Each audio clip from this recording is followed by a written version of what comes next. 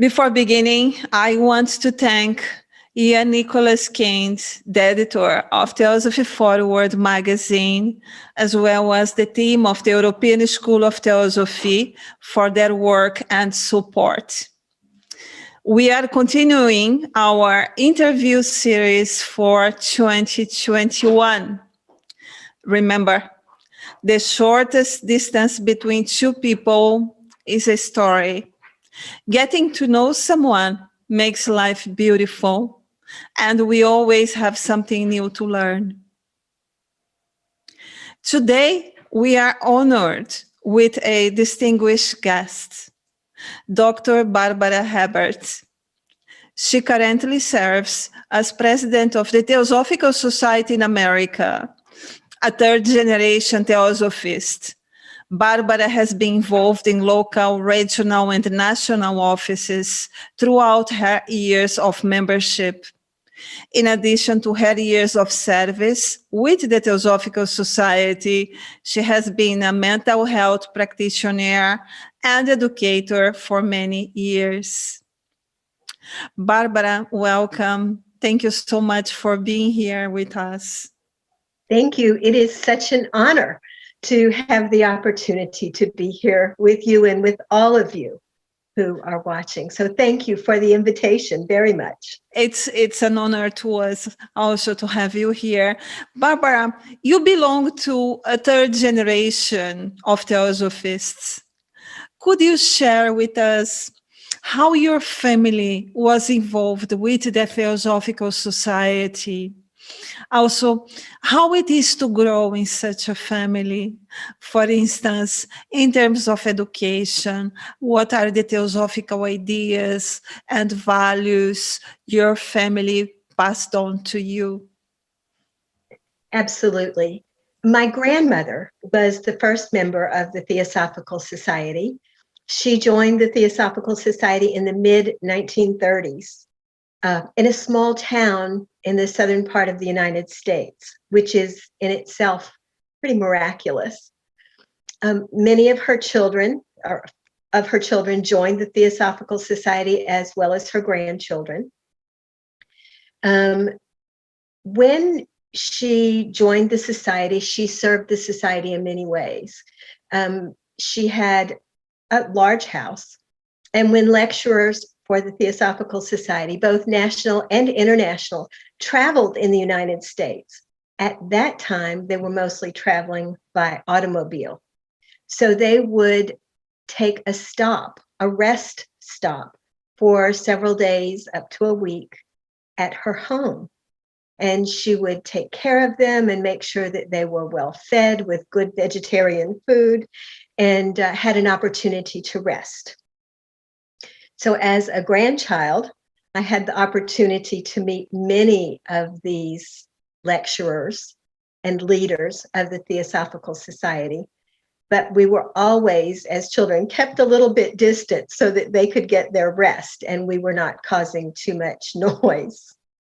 I think my grandmother taught us, for the most part, about kindness and compassion. And she taught us on a daily basis in little things. As children do, we might run past a bush and pull off some leaves, and she would stop us and say, that hurts the tree, that hurts the bush. Don't do that. And then when we would question her, she would explain that all life has consciousness. And so we learned bit by bit along those ways. She taught us also about brotherhood and sisterhood and the unity of all life. She taught us acceptance of all religious and spiritual traditions. It was just part of the way that we grew up. It was a wonderful way to grow up. But I do think that every individual who is born into a theosophical family and is raised there must eventually make theosophy their own instead of just the way the family believed.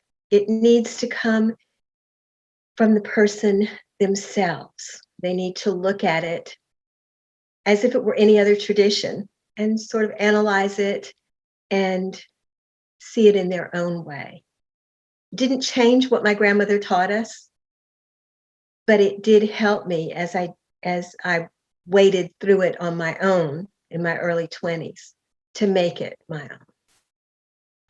I hope that answers your question.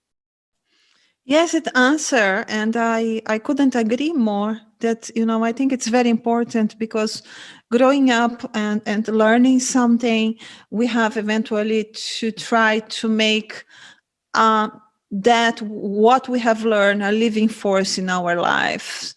And that's making theosophy our own. I think this is what you meant. Yes. Could you, Barbara, tell us, name someone in the Theosophical movement that inspired you and explain why? I'm not talking, of course, about the great names, Blavatsky, William Judge, and so on. Someone you actually met, and have had an influence on you, on your way of thinking. Of course. It is so hard to choose just one person. There are so many theosophists who have had an impact on my life. And for a variety of reasons. Primarily, the impact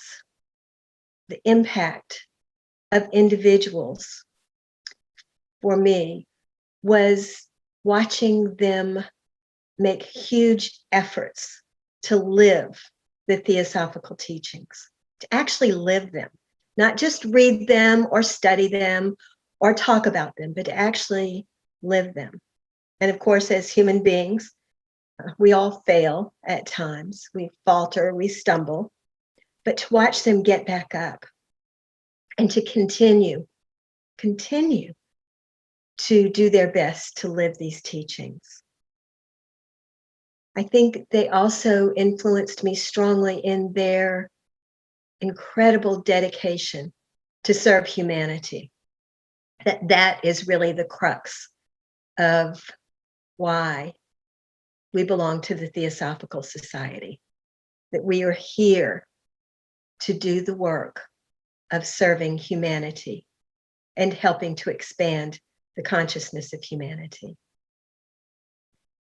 In terms of people, I think of Joy Mills, Virginia Hansen, Anne Green, Eunice and Felix Layton, Jeffrey Hodson, Dora Kuntz, Rada Bernier.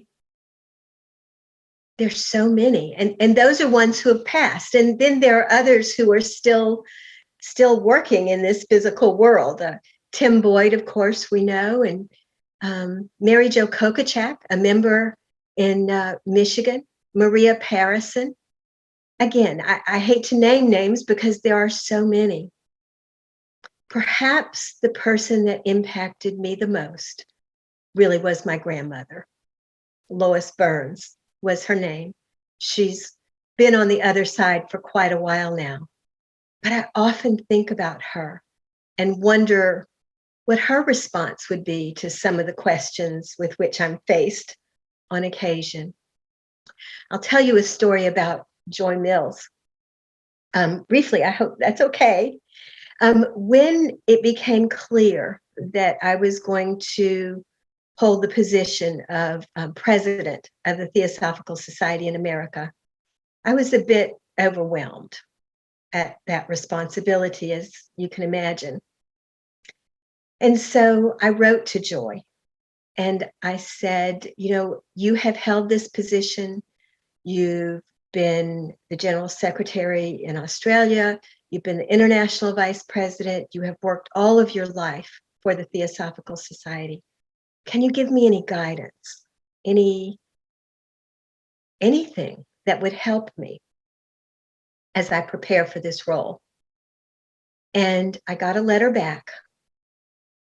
The letter actually arrived in my mailbox the day before I found out that Joy had passed away. But her letter and this is to paraphrase because Joy was extremely articulate both in speaking and writing. But the message that she gave to me was, get over yourself. This is not about you at all. Keep your mind focused on the work, and what will need to happen will happen. So again, influence from so many people, and I'm so grateful. Yes, I think that the words of Joy Mills, they are really wise, because it's not about us. It's not.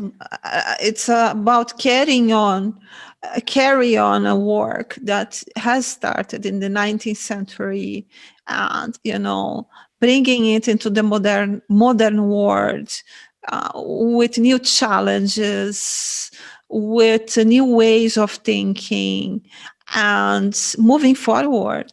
So. But yes, thank you so much for sharing, and I understand your difficulty in naming names because there are so many names that, it's difficult really to name all of them. And Barbara, could you please tell us what impact Theosophy had in your life? Also, in your professional work, you work with mental health, and certainly Theosophy had an impact also in the way that you approach your work, your clients, and all that. Absolutely, absolutely. I'm going to just add one touch onto the previous question that I had forgotten to mention. In the last day or so, I was talking with someone and they said, we stand on the shoulders of giants here in the Theosophical Society. And that is so true. They were humans, so they made mistakes. They were fallible, of course, but they were giants. And because of what they did, the paths that they cleared for us, we stand on their shoulders to be able to clear more paths. So again, always immense gratitude to those who have come before and to those who were working alongside us to continue to clear paths for those who will come after. The impact of Theosophy on my life, I don't think I can overstate it. It is who I am. It is who I am. It has totally shaped my perspective on life in this physical world. It's provided answers to my questions. It has made me who I am. And I think that the reason that I was able to do the mental health counseling for so long, and I think I did it pretty well, was because of my Theosophical teachings. They provided a framework for working with my clients. So for many years, my expertise was in working with children, and particularly children where there were allegations of abuse of some sort, physical abuse, emotional abuse, sexual abuse. That was the population that I worked with primarily. And people would say to me, how can you work with this population? How can you work with a 4-year-old who's been sexually abused and be able to go sleep at night? And I really believe that it's because of my Theosophical teachings, because of the explanations that are given, that there is a rhyme and a reason to this world, that it's not chaotic, that each of us is on our own journey. And I believe strongly that we have been a part of choosing that journey, a journey that will provide us with the necessary opportunities for growth so that we can move forward.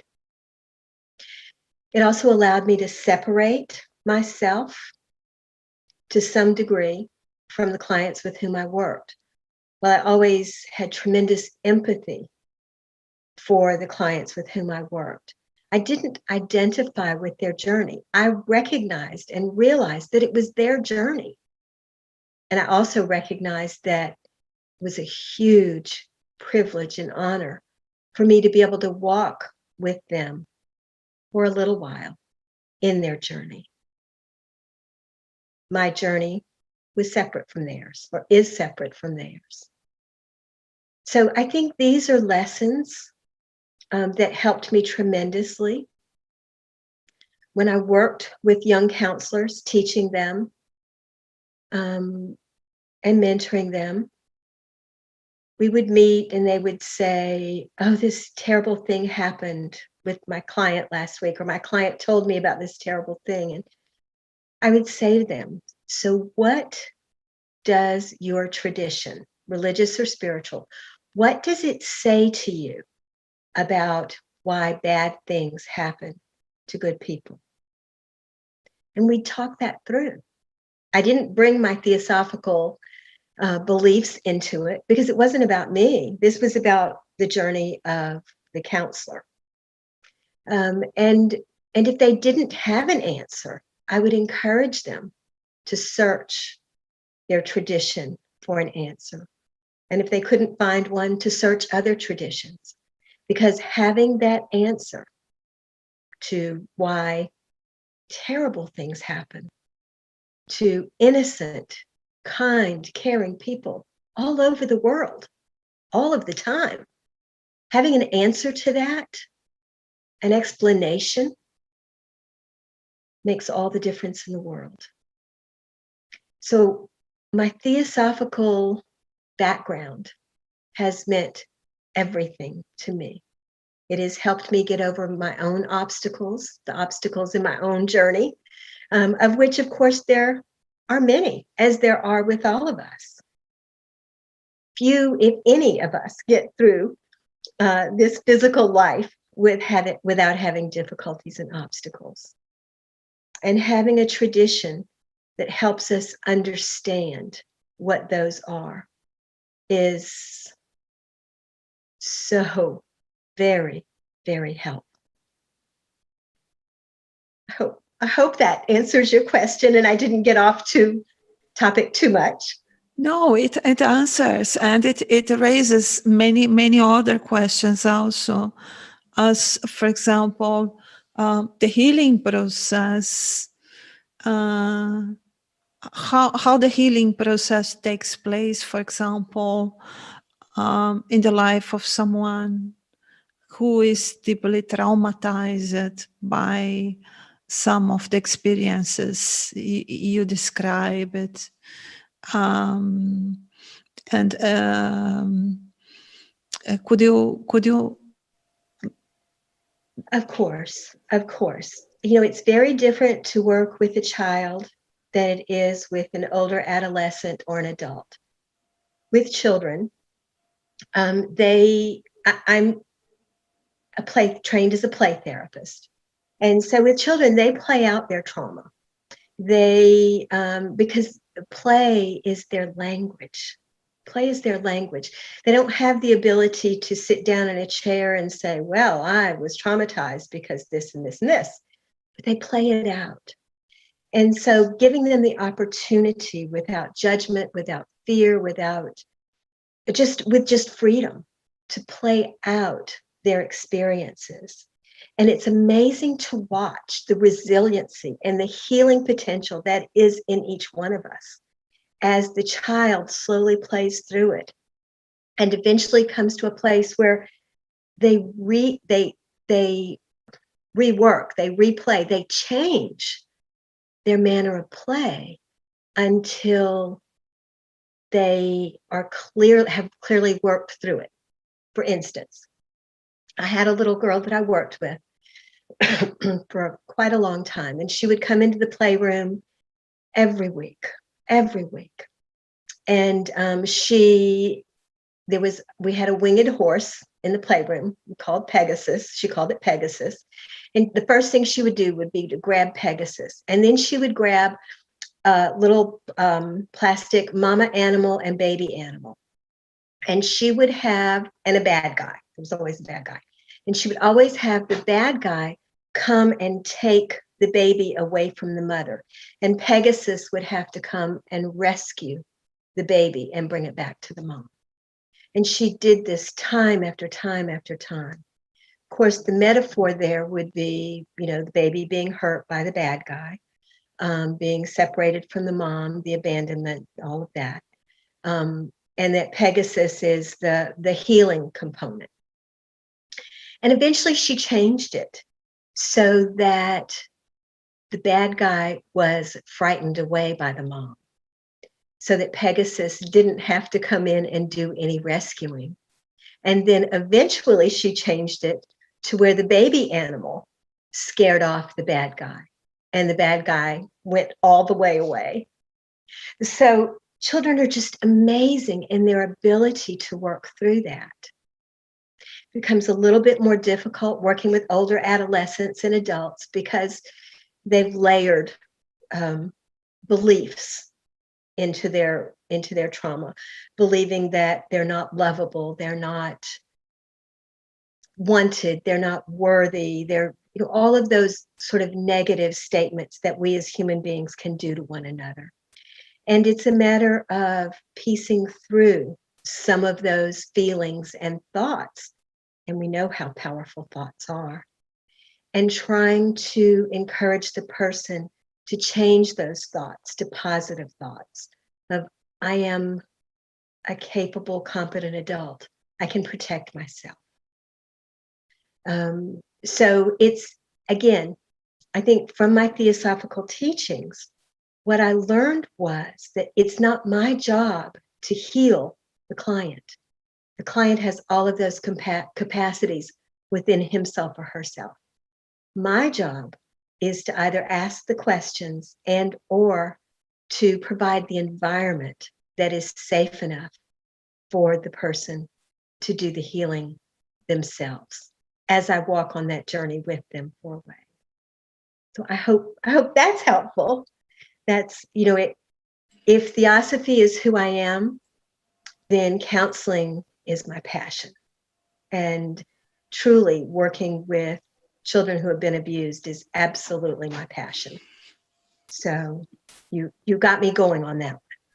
Thank you so much. We are celebrating Vesak today.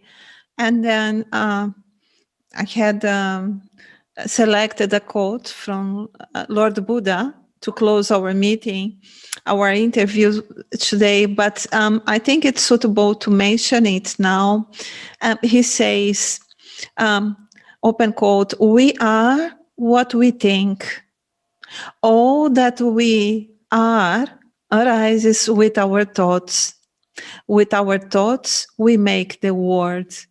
Do you think, I think this resumes just what you have said, that we can, you cannot heal, but they have to change their way of thinking and to construct a new narrative, and that will help them in the process of healing, isn't it? Absolutely. Absolutely. And that narrative absolutely has to change. And it's so hard to change our own self-narrative because it's difficult to look at ourselves and see ourselves without all of the mistaken ideas and thoughts that we've just incorporated into ourselves through our entire lifetimes. So yes, so important. Barbara, moving back to the Theosophical Society now, could you share with us how your journey in the Theosophical Society up to this point now that you are the president of the TS in America? What types of work you have done before becoming the president of the TS in America, and throughout all these years, an experience, a moment, something that has touched you, inspired you most? Okay. So, even when I was a little girl, my grandmother had Theosophical Society meetings in her home every week. And it was always a big deal in the family, especially to the grandchildren, because she always had good food. As little children, we were not allowed into the meeting because we couldn't sit still and we wouldn't be quiet. But I remember the first time I was finally allowed to be in a meeting. I was probably about 10 years old, and I was so proud to be able to sit in that local TS meeting. I, of course, was active. I attended those meetings. As a teenager, my grandmother had classes for teenagers, so my friends and I went once a week to her house, and she taught us Theosophy.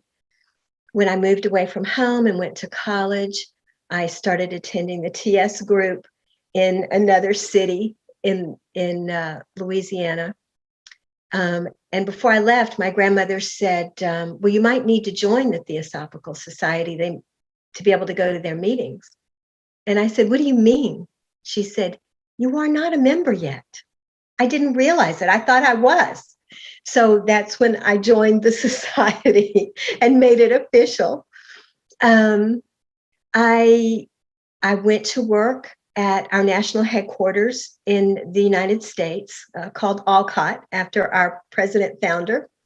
And I worked there off and on for 6 years. Dora Kuntz was the national president at that time. When I left there, I went to the Crotona Institute of Theosophy in Ojai, California, and I was on staff and worked there for 4 years. So for about 10 years, in most of my 20s, I was working daily for the Theosophical Society. During that time, I had both of my sons. One was born while we were at Alcott. The other was born while we were at Crotona. So they have their toes in the Theosophical Society.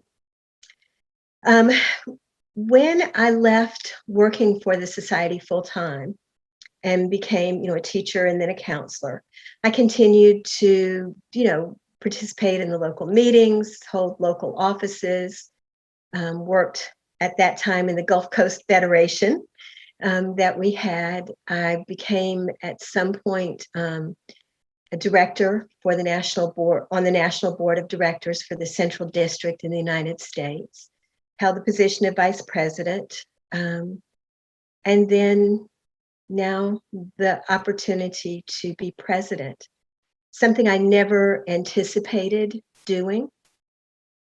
But when it finally came down to it, I realized that my work in schools, in education, and in nonprofits, as well as the TSA throughout the years, had provided me with a grounding of information that could be helpful as president of the society.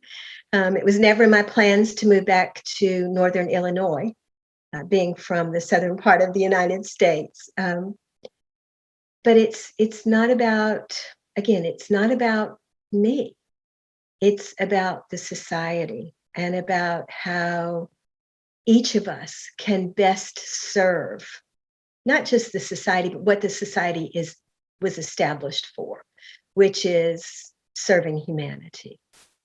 And this felt like a way, or the best way, that I could provide that service at that point in time.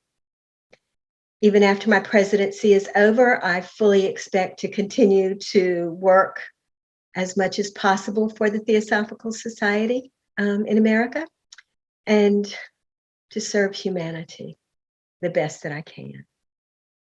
What has touched and inspired me the most, I think, again, the people, the dedication of staff members back in the late 70s and 80s, and again, in the today, and all through time.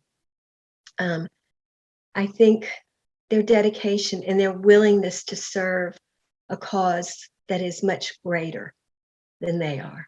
I think that inspires me and touches my heart so deeply. I think it's so important that you mention, serving a greater cause for humanity. The first object of the Theosophical Society is universal brotherhood. Yes. And that both Blavatsky and Olcott, they have worked a lot trying to promote inter-religious dialogues. For example, Blavatsky in the Lucifer magazine, she was raising her voice against racism.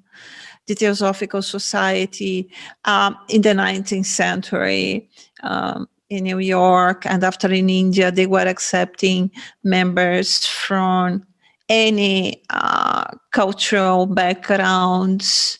I remember specifically reading Blavatsky commenting how happy they were that they managed to make a meeting at the Theosophical Society in Adyar for the first time in hundreds of years, putting together Brahmins, Buddhists, Muslims, and to talk to each other, to share their ideas. They were so happy and so proud of that. They were raising their voice against racial prejudice and many types of social injustices. So as president of the Theosophical Society in America, how are you promoting diversity? And the first object of the Theosophical Society, universal brotherhood. So actually, I'd like to address this first as a member of the Theosophical Society, because first and foremost, I think that's what I am. I think it's the responsibility of each one of us as members of the Theosophical Society across the world, to work toward, certainly that first object, but to work toward equity, diversity, justice. All of us need to walk this walk. It's very easy to talk about brotherhood and sisterhood, but it's not so easy to actually do it. So I think that it's incumbent upon each one of us to do that. I think we need to be role models for the people around us so that they can say, look at Barbara. She doesn't seem to have any issues there. Or look at Erica. Look how she works for this. And so to be role models so we can pull others into this work that is so core to the Theosophical teachings. I think also, and perhaps this is one of the most difficult aspects, is that each one of us needs to very clearly, honestly, and consistently look inside of ourselves for unconscious bias that exists. Unconscious bias that we've picked up along our human journey in this lifetime, that we're not even really aware of. Obviously, if it's unconscious, but we have to look for it. We have to listen to those thoughts in our heads and think, ooh, where did that come from? Is that a bias that I have? That, I think, is perhaps one of the most important, because we know that thoughts are powerful. We know that thoughts are things. And if I can change my thoughts, if I can become aware of at least some of my unconscious bias, then that is making a difference in the world. Now, as president, I have a bit more of a formal role. So I think I need to do all of those things above, plus lots more. But I think as president of the Theosophical Society in America, I think that it's important that we focus on the unity of all life in every aspect of our outreach. We are trying to share the Theosophical teachings. You know, the TSA is through our outreach, just as you are in the European School. And so focusing or making sure that all of the programs have some aspect of that unity of all life in them. Certainly encouraging that inter-religious, inter-tradition dialogue in our programming is essential. We do share programs by Hindus, by Buddhists, by Native Americans, from all religions. Once I start naming, then I start forgetting, leaving people out, and I don't want to do that. But having a platform that is open to hearing from all, and then having other programs that can pull and tie those pieces together so that we can find that core message that runs through all traditions. And I do think that it is important for the Theosophical Society in America, and for me as the president, to put out statements when appropriate. Certainly remembering that members have freedom of thought, balancing that freedom with the first object. You know, talking about systemic injustice, not just in the United States, but across the world. Talking about homelessness and food insufficiency, wars, anger, violence, talking about those and making sure that the message is out there. We can't make someone listen, but we can certainly provide a message that is there to be found if someone is looking. Diversity is who we are.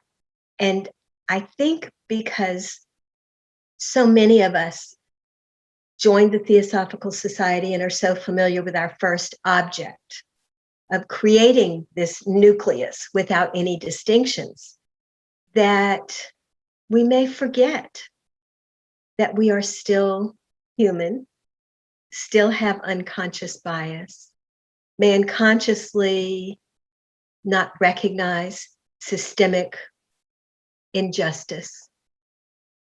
Because we say, well, I don't have any prejudices.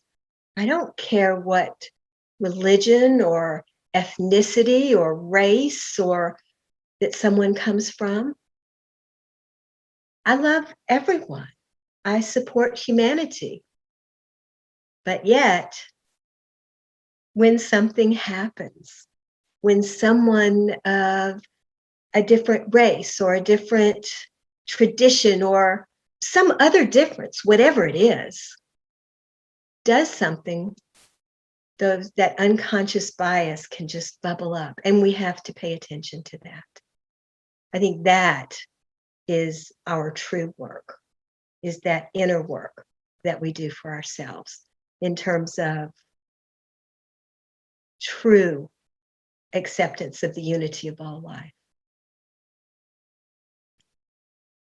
So I think it comes down to the process. It's like a dynamic process of self-knowledge in which we are all the time aware of our thoughts and our actions, trying to tackle possible unconscious bias, isn't it? Yes, yes. It is, I think that a year ago, after the murder of George Floyd in the United States, I went to a demonstration in this little small southern town. And because I felt that it was so important to be there, to be a voice in the group that says systemic injustice is not acceptable. And yet on the way to this protest, I wondered, What if it becomes violent? What am I going to do? And that is unconscious bias to some degree, equating protests over the death of a Black man with potential violence. Again, it is so hard to look at, but so essential for us. So essential. Yeah, well, that's very, very difficult, and I think it's a task for all of us, because there are different kind of bias we are unaware, and they are not related only to cultural differences, isn't it? But That's to many right. other things in our lives, even things we are very accommodated within our thoughts, our way of living, and anything that may challenge that, it may Yes. raise a reaction. And thank you so much for sharing this experience you had, into going to this protest, and the thoughts that were coming. Oh, if there is violence, and I think that we all somehow go through this process. Yes, Yes. we do. We're humans. It's just part of this journey. Yes, we are. Now, changing a little subject, Barbara, could you share with us, what have you been doing during the pandemic, apart from your work for the Theosophical Society? Could you share a bit about Barbara? What are her hobbies? What she likes doing? What you were doing when you were home? I mean, are you a good cook like Tim Boyd? Or, so tell a bit about yourself to us a minute. Okay, so when the pandemic hit last spring in March of 2020, and we closed our national headquarters for 2 weeks, I thought, and I talked over with senior staff, what I should do. And they said, you have some underlying conditions. You probably should go home so that you are near your doctors. And so I thought, okay. So I packed for 2 weeks and I drove home. And I have been here ever since, with 2 weeks worth of clothing. I have eventually added to it. But so during this time, I have spent a lot of time with my sister. She lives next door. We, if I got sick, she would take care of me. If she got sick, I would be taking care of her. So, and we were both home and quarantined, and she in her house and I in my house. And so she and I spent a great deal of time together, and I'm so grateful for this opportunity to spend the time with her. We live in the country. So I have had the opportunity to spend a good bit of time in nature. It is the southern part of the United States, so it is significantly warmer here. So even all winter long, I was able to be outside and working in the yard, and taking walks and being outside with my dogs. I have 2 little rescue dachshunds that follow me everywhere. And so we've spent a great deal of time together, cuddling on the sofa or in the recliner. I've done a lot of reading. I love to read. I am going to admit this, I suppose, to the world, but I love to also read non-theosophical books. I love to read fiction. I love historical fiction. And so I have read, my Kindle flashed me a message the other day that said, you've read for 147 weeks in a row. So obviously I'm spending a good bit of time reading. Certainly spending time in meditation and contemplation has been when things start to become stressful. that is, I find very relaxing. Sitting outside watching the sunset and meditating during that time. I think that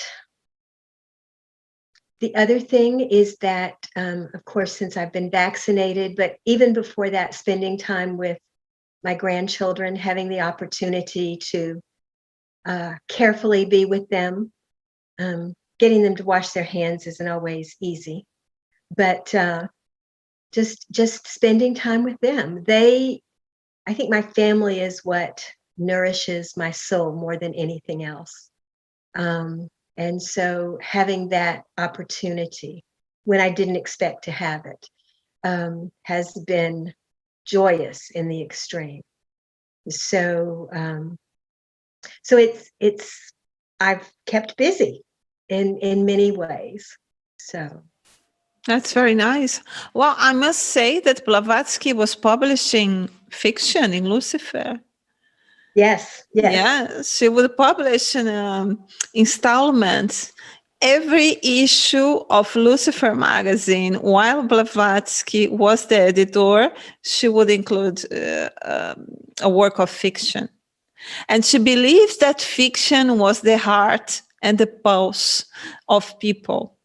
And she considered it very important. So fiction is also, and it can be also, a very theosophical, let's say, reading.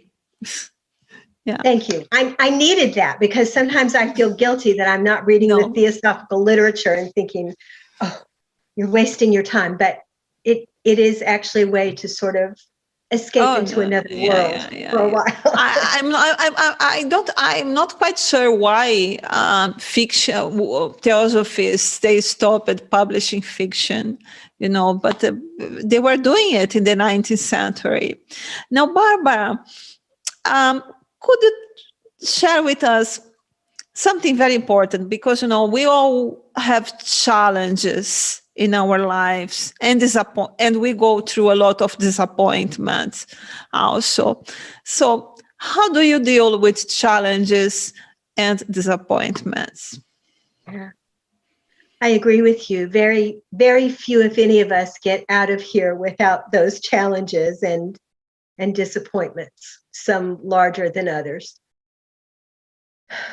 When I come face to face with them, notice I said when, not if, I recognize first, or I try to recognize first that I'm human and that whatever I'm feeling is okay, whether it's sadness or disappointment or frustration, sometimes even anger. But I try very hard not to hold on to those feelings. I try to recognize them, see what I'm feeling, and then hopefully let go. I'm not always successful. Sometimes it's easier than others. And then what I try to do once I've recognized what's going on is to maybe sit down and meditate on what's happening or meditate on calming myself so that the feelings can be dispersed and allowed to float away. And then I try very hard to look at what's going on inside of myself. What is being pushed? What's causing me to feel these feelings? What's causing me to feel challenged or frustrated? What's causing me to feel angry? What's causing me to feel like something needs to change? Because if I can find out what's going on inside of me, then I can more easily address the situation. So if my challenge, for instance, a little tiny challenge is someone gets ahead of me in traffic and they're going very slowly and I can't get around them, then I start getting frustrated. And so I'm not going to meditate in the car, but if I can sort of think inside of myself, why are you so frustrated? What's causing you to be frustrated about going slow? Then I can go backwards and sort of unwind whatever message that is. I have to get home to do such and such. I am in a hurry because of this reason. And then I stop. I can put that into perspective. What difference is 5 minutes going to make, or 15 minutes going to make? What is time anyway? Not that I really go to that depth all of the time, but I could, because then I'm starting to understand. And once I understand that it's just because I want to get home more quickly, because I want to get the dishes washed more quickly, then I can let go of it and just relax. I think, with those bigger challenges that come to us, many, many years ago in this incarnation, but I was quite young, in my teens, I decided that I wanted to face every challenge and work my way through it so that I didn't have to do it again in my next lifetime. Which kind of seems maybe a little selfish, but I know that these big challenges are here for me to learn. And I believe with all of my heart that if I don't learn from them, they're going to come back to me, either later in this life or in the next life or somewhere in the future. And I'd just as soon learn them now and move on. So I think that is another really strong motivator for me when things are especially difficult. So, is that helpful? Yeah, it's fantastic. It's fantastic. And Barbara, what do you think? I know that this may be a difficult question or easy. I do not know, but what do you think is the most significant contribution of the Theosophical movement for the modern world? I think we have so much to give the modern world. Not only do the theosophical teachings explain how to deal with things, they explain the why. For me, they give the reason and the cause.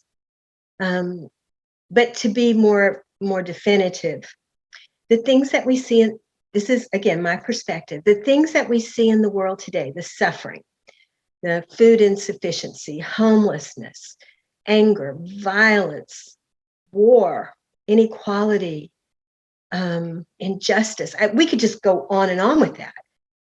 I think they're symptoms. And we know that, if the physical body has symptoms, we have to do more than just treat the symptoms. We have to find the cause and eradicate the cause. And then the symptoms will disappear on their own. For me, the cause of this suffering is lack of understanding or lack of awareness of the unity of all life at its deepest level.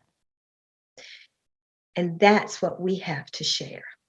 Because once humanity, or the bulk of humanity, begins to become aware that we are all united, that we are all one, then we are starting to address the cause.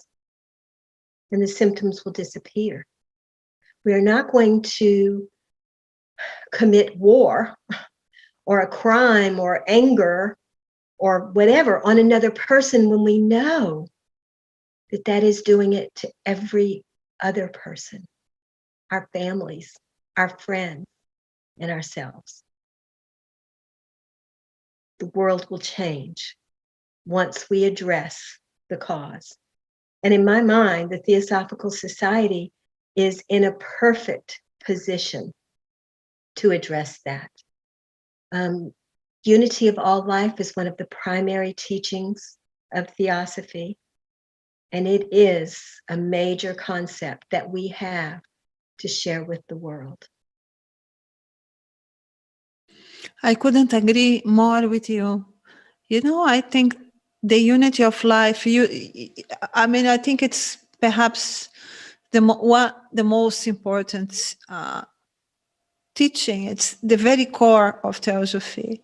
And it moves us from anthropocentrism into a state of consciousness that everything around us is alive and needs to be respected and change really the way that we see things. So yes, I agree with you, Barbara, that awareness of unity of life is probably the most important work that the Theosophical movement should be and is doing today, you know.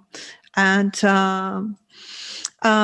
now, as you know, Barbara, there are many people that they are seeking inspiration, spirituality, something that may lead them to an spiritual awakening, to enlightenment. Many of these seekers, they become very disappointed in their journey because they very often project onto others expectations that are not compatible with reality. How difficult is, in your opinion, for someone to realize, to understand that they need to become what they seek? I think that is one of our primary tasks as human beings. And I think it is probably one of the most difficult ones we face. Looking to ourselves for answers rather than looking to some external source, which is most likely another human being who is fallible in and of themselves. Looking inside of ourselves and making changes from that perspective is so difficult. It would be so much easier if somebody would just say to us, first you do this, then you do this, then you do this, and then you are enlightened.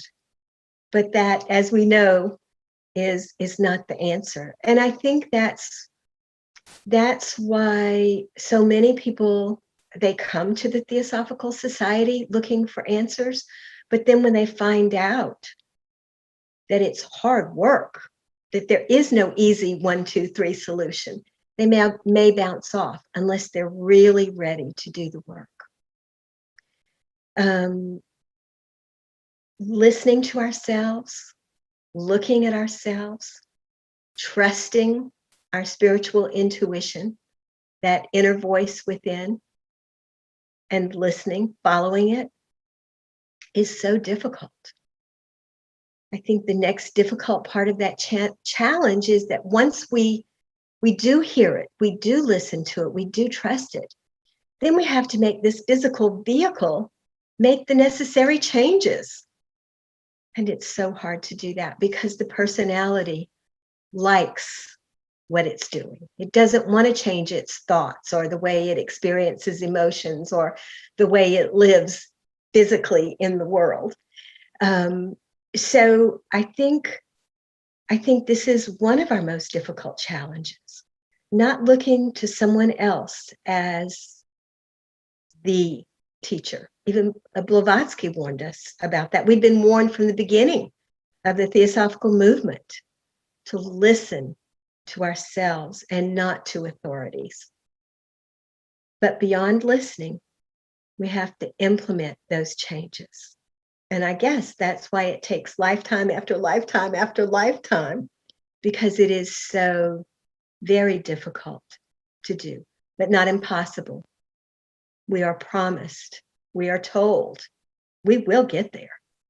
We will get there, but we must continue to try.